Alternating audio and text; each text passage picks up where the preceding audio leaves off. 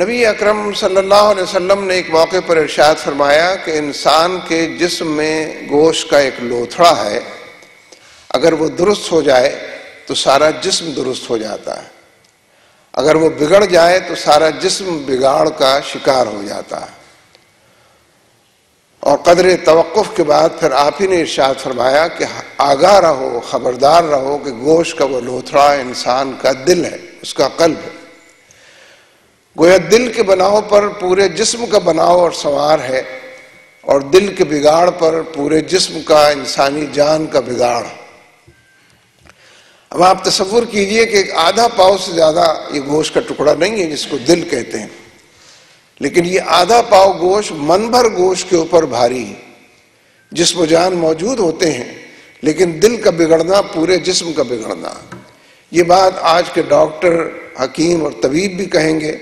کہ دل کی بیماری کا سب سے پہلے علاج کرو، باقی چیزیں ہوں گی نہیں ہوں گی فرق نہیں پڑتا۔ ایک آنکھ نکل جائے، ایک کان کام نہ کرے، ایک ہاتھ کام نہ کرے تو چلیے دوسرا تو کرے گا،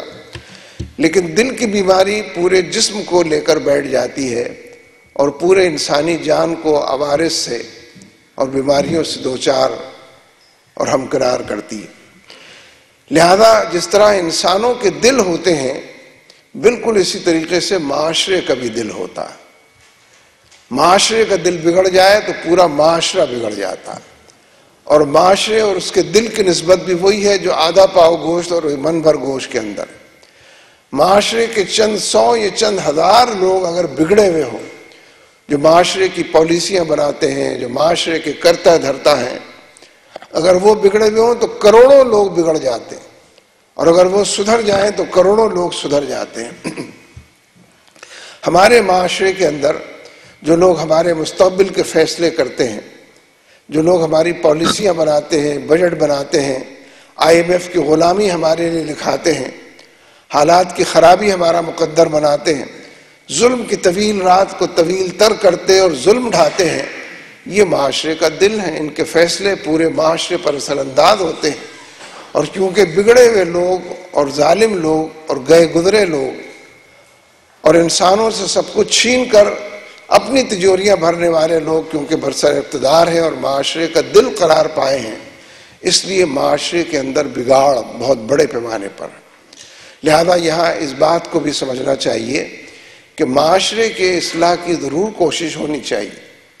تزکیہ ہونا چاہیے، تربیت ہونی چاہیے، تعمیر سیرت ہونی چاہیے، کردار سازی ہونی چاہیے، بڑے پیمانے پر خانقاہیں آباد ہوں،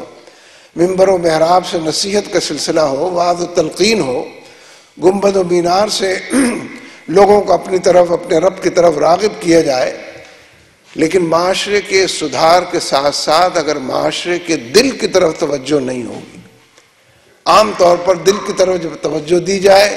تو لوگ کہتے ہیں تو سیاسی کام ہے اور اس کو نظر انداز کر دیتے ہیں،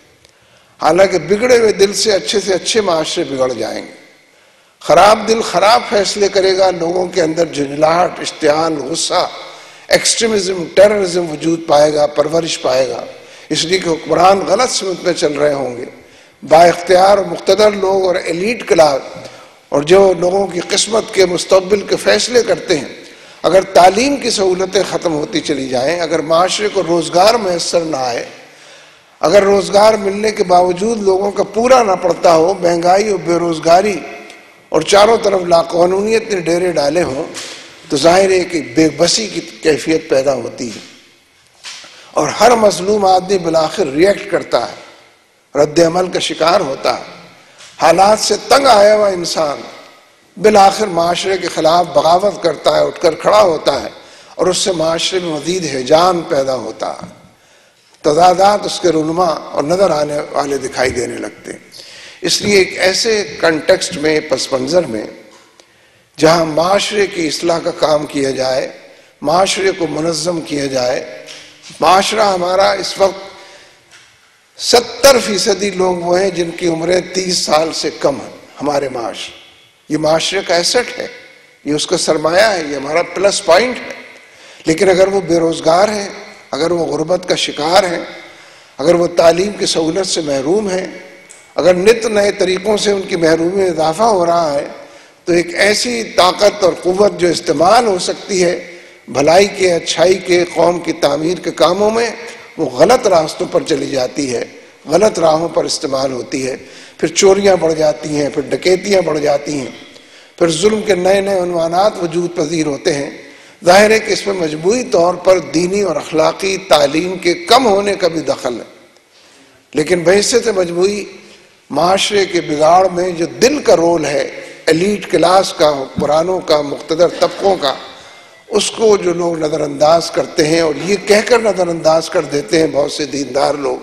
کہ یہ تو سیاست کی بات ہے، اس سے دور رہنا چاہیے۔ اور یہ سمجھ لیجئے کہ سیاست معاشرے کی گاڑی کا گھوڑا ہے، یہ گھوڑا جس طرف جائے گا پورے معاشرے کی گاڑی ادھر ہی جائے گی۔ یہ گھوڑا حرام کھائے گا، پورے معاشرے کی گاڑی کو حرام کھانا پڑے گا۔ اگر معاشرے کے اندر حرام کمانے کی ساری سہولتیں ہیں، حلال کمانا ناممکن بنا دیا گیا، اگر معاشرے کے اندر ظلم کے نت نئے طریقے ایجاد ہیں، یہ جو اشتہارات کے اندر آتا ہے راتوں رات کروڑ پتی بنی ہے، کوئی جائز طریقہ ہے، کوئی حلال طیب طریقہ ہے کہ راتوں رات آدمی کروڑ پتی بن سکے؟ اول تو یہ خود اشتہار بھی فریب ہے، دھوکہ ہے، لوگوں کو اپنی طرف مائل کرنے کا طریقہ ہے، ان کی جیب سے کچھ نقدی نکالنے کا ایک عنوان ہے، لیکن جو کچھ اس کے نتیجے میں ہوتا ہے وہ گویا شر کی قوتیں جو ہیں ان کو بڑھانے کے لیے اور ناجائز اور حلال اور حرام کی تمیز اٹھانے کے لیے سارا معاملہ۔